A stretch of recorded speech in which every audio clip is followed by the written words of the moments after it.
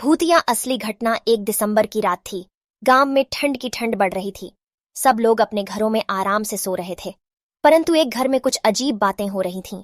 रामू का घर उस गांव का सबसे पुराना और डरावना घर माना जाता था।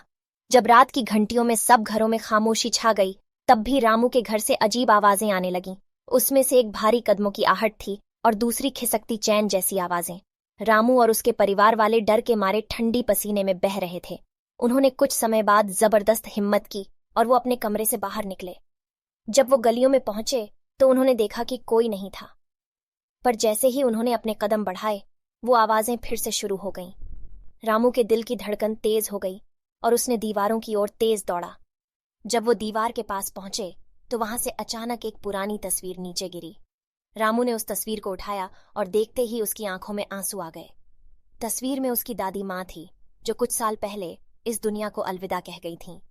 उसके साथ वो आवाजें थीं, उसकी हंसी, उसकी आलोचना, वो सब कुछ उसकी यादों में लिपटा हुआ था। रामू ने तस्वीर को गले लगाया और आंखों से आंसू बहाते हुए कह दिया, दादी माँ, क्या आप हमें माफ कर देंगी?